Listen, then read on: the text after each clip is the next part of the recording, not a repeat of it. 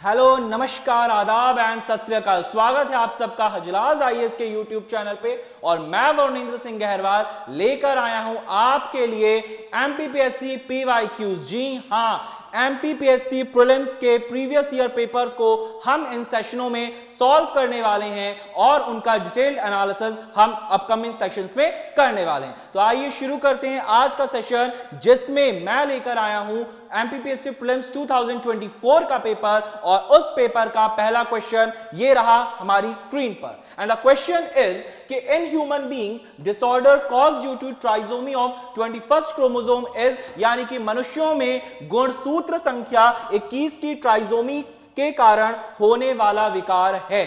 और इसका उत्तर है डाउन सिंड्रोम, यानी कि एक ऐसा विकार जो मनुष्य के गुणसूत्र संख्या 21 मतलब जो 21st पेयर ऑफ क्रोमोसोम होता है। ये तो आप सब भली भांति जानते हैं कि मनुष्यों में कुल 46 यानी कि 46 क्रोमोसोम्स होते हैं और हर क्रोमोसोम पेयर पे होता है, इसीलिए मनुष्य में 23 पेयर ऑफ क्रोमोसोम्स होती हैं। तो इन 23 पेयर ऑफ क्रोमोसोम्स के अंतर्गत जो 21वां क्रोमोसोम का पेयर होता है, वो 21वां क्रोमोसोम के पेयर पे हमें ट्राइसोमी देखने को मिलती है, यानी कि वहां क्रोमोसोम 2 ना होकर 3 होते हैं। और क्योंकि ये हमारे ऑटोसोम्स में होते हैं, इसीलिए इस प्रकार का जो सिंड्रोम है वो पर्टिकुलर डाउन सिंड्रोम है। और इस प्रश्न का जो उत्तर था वो भी कहीं ना कहीं डाउन सिंड्रोम ही था। अब अन्य जो ऑप्शंस हैं उनकी भी थोड़ी सी चर्चा कर लेते हैं। तो देखिए, ऑप्शन ए अगर आपको दिख रहा होगा तो वो है टर्नर सिंड्रोम।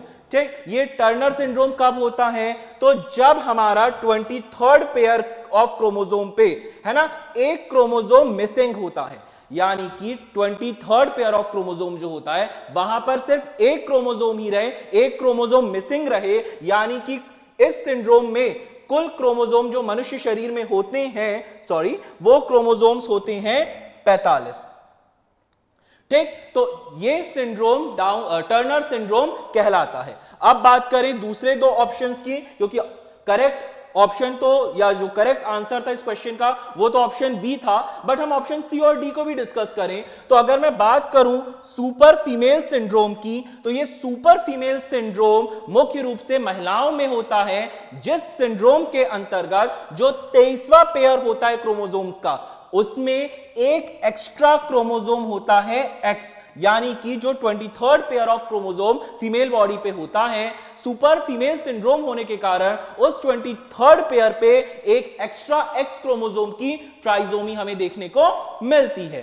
ठीक, अब अगर मैं इसकी क्वेश्चन के ऑप्शन डी की बात करूं, जो कि 4th ऑप्शन था, जो कि था क्लिनफिल्टर सिंड्रोम, तो ये क्लिनफिल्टर सिंड्रोम मोस्टली मेल्स में होता है और ये भी सिंड्रोम में 23rd पेयर में ही ट्राइसोमी होती है, जिसके कारण मेल बॉडी पे एक एक्स्ट्रा एक्स क्रोमोसोम प्रेजेंट हो जाता है। तो इस ऑप्शन मतलब इस प्रश्न का जो एग्जैक्ट आंसर था वो डाउन सिंड्रोम ही था। द रीजन कि सिर्फ डाउन सिंड्रोम में ही 21st पेयर ऑफ क्रोमोसोम्स पे ट्राइसोमी होती है, बाकी टर्नर, सुपर फीमेल और क्लिनफिल्टर ये तीनों ऑप्शंस 23rd पेयर से संबंधित हैं, जिनमें सुपर फीमेल और क्लिनफिल्टर दोनों में एक एक्स्ट्रा एक्स क्रोमोसोम हमें 23rd पेयर में मिलता है। जबकि अगर मैं टर्नर सिंड्रोम की बात करूं तो टर्नर सिंड्रोम में 23rd पेयर पर एक क्रोमोसोम एब्सेंट होता है, यानी कि टर्नर सिंड्रोम में जो टोटल क्रोमोसोमल नंबर होता है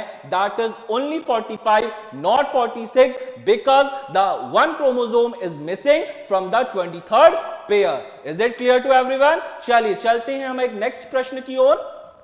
तो अब जो दूसरा प्रश्न है इस पेपर में वो ऐसा था कि भाई national health policy NHP 2017 identified coordinated action on 7 priority areas for improving the health, which option is not included under the 7 priority areas, यानी कि राष्ट्रीय स्वास्थ्य नीति 2017 के जो 7 प्रायोरिटीज एरियाज थे, यानी कि वो जो 7 प्राथमिकता वाले क्षेत्र थे, उन 7 प्राथमिकता वाले क्षेत्रों में दिए गए ऑप्शंस में से कौन सा क्षेत्र उसके अंतर्गत नहीं था? तो ऑप्शन थे ऑप्शन ए स्वच्छ भारत अभियान, ऑप्शन बी यात्री सुरक्षा, ऑप्शन सी निर्भया नारी and option D Annapurna scheme. तो इस प्रश्न का जो वास्तविक उत्तर था वो था अन्नपूर्णा स्कीम, क्योंकि राष्ट्रीय स्वास्थ्य नीति एनएचपी 2017 में जो 7 एरियाज रखे गए थे उनमें स्वच्छ भारत अभियान का भी जिक्र था, उसमें यात्री सुरक्षा का भी जिक्र था,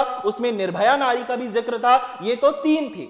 इसके अलावा जो और 4 थे तो उसमें एक था कि भाई इंडोर और आउटडोर पोल्यूशन से संबंधित, एक 5वां बैलेंस डाइट से संबंधित था, एक जो 6वां था वो टबैको और अल्कोहल कंजम्पशन है ना उससे प्रिवेंशन से संबंधित था, और एक जो 7वां था वो आपके स्ट्रेस वगैरह, स्ट्रेस मैनेजमेंट और जो वर्किंग प्रेशर होता है उससे संबंधित था। और इन 7 में कहीं भी अन्नपूर्णा स्कीम का जिक्र नहीं था, इसीलिए इस प्रश्न का जो वास्तविक उत्तर था वो वास्तविक उत्तर था अन्नपूर्णा स्कीम, यानी कि ऑप्शन नंबर डी। और आपको मैं ज्ञान के लिए बता दूं, क्योंकि नेशनल हेल्थ पॉलिसीज हमारे यूनिट 7 का बहुत इंपॉर्टेंट टॉपिक है, तो नेशनल हेल्थ पॉलिसी की अगर मैं बात करूं तो भारत में कुल 3 स्वास्थ्य नीतियां आई हैं। पहली स्वास्थ्य नीति 1983 में आई थी, ठीक। उसके बाद अगर मैं दूसरी स्वास्थ्य नीति की बात करूं तो दूसरी स्वास्थ्य नीति 2002 में आई थी, और वर्तमान में जिसे हम अपनी नई स्वास्थ्य नीति या न्यू हेल्थ पॉलिसी भी कहते हैं वो हमारी राष्ट्रीय नई या नवीन स्वास्थ्य नीति 2017 में आई थी। तो इस प्रकार अभी तक हमारे देश में कुल 3 स्वास्थ्य नीतियां आ चुकी हैं। The first one was in 1983, second 2002 and the third one is in 2017। तो अभी जो वर्तमान में नवीन स्वास्थ्य नीति है वो 2017 में आई थी, जैसा कि आपको प्रश्न में भी दिख रहा होगा। आइए चलते हैं नेक्स्ट क्वेश्चन की ओर, और ये क्वेश्चन बड़ा इंपॉर्टेंट या बड़ा फैक्चुअल क्वेश्चन है, और ये प्रश्न है कि किस दाल के लगातार सेवन करने से लेथार्जिज्म नामक रोग होता है। तो इसका जो वास्तविक और करेक्ट उत्तर है वो है खेसारी दाल। जी हां, खेसारी दाल के सेवन से लेथार्जिज्म यानी कि एक प्रकार का पैरालिसिस है ना, लेथार्जिज्म जब रोग होता है तो हमारा जो कमर के नीचे का अंग है वो पैरालाइज हो जाता है, ठीक। तो इस प्रश्न का जो उत्तर था दैट वाज खेसारी दाल। खेसारी दाल को गरीबों की थाली isn't it? या फिर आपके गरीबों की दाल भी कहा जाता है। तो इस प्रश्न का उत्तर कि भाई किस दाल के लगातार सेवन से लेथार्जिज्म नामक रोग होता है, so the correct answer is khesari dal. और यह दाल वर्तमान में भारत तो नहीं मतलब वर्तमान में मध्य प्रदेश में ये दाल को प्रतिबंधित या बैन करके रखा गया है। खैर वो बात भी है कि अब खेसारी दाल के मॉडर्न थोड़ा सा हाइब्रिड करके उसके मॉडर्न वर्जन्स को लाया जा रहा है, बट स्टिल अभी भी मध्य प्रदेश में खेसारी दाल प्रतिबंधित है। आइए चलते हैं नेक्स्ट प्रश्न की ओर, और यह प्रश्न है कि वर्ष 2017 में इसरो के किस सैटेलाइट लॉन्च व्हीकल के द्वारा एक ही फ्लाइट में 104 सैटेलाइट सफलतापूर्वक लॉन्च किए गए थे। इन 2017 which satellite launch vehicle of ISRO successfully launched 104 satellites in a single flight? And the options are INSAT 3DR, PSLV C55, GSLV F12 and PSLV C37। और इस प्रश्न का जो वास्तविक उत्तर है दैट इज PSLV C37। जी हां, इस प्रश्न का जो एग्जैक्ट आंसर था कि भाई 2017 में सैटेलाइट लॉन्च व्हीकल है ना जो इसरो ने लॉन्च किया था उसमें एक साथ 104 सैटेलाइट्स जिस सिंगल फ्लाइट से गई थी या मतलब जिस सिंगल रॉकेट के थ्रू गई थी that was PSLV C37। Clear है सबको?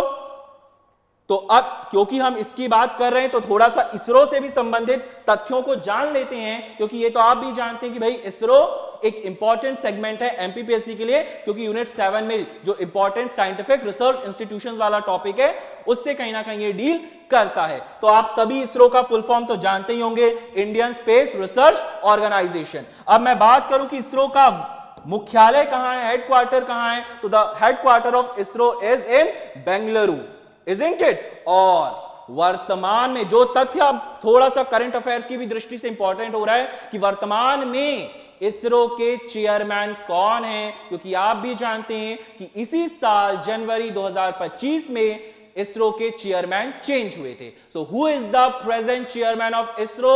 सो वर्तमान में इसरो के जो अध्यक्ष हैं उनका नाम है श्री वी नारायणन। ठीक है, तो श्री वी नारायण वर्तमान में इसरो के चेयरमैन हैं। ठीक, तो ये इस प्रश्न से संबंधित तथ्य थे कि भाई इसरो का मुख्यालय और इसरो के वर्तमान अध्यक्ष कौन है, और इसरो का फुल फॉर्म तो you all know that it is Indian Space Research Organisation. हां, एक और तथ्य आप जान लें कि भाई इसरो की स्थापना कब हुई थी, इसरो एस्टैब्लिश कब हुआ था? तो 1962 1962 में इसरो की स्थापना की गई थी। It was established in 1962। चलिए अब चलते हैं नेक्स्ट प्रश्न की ओर।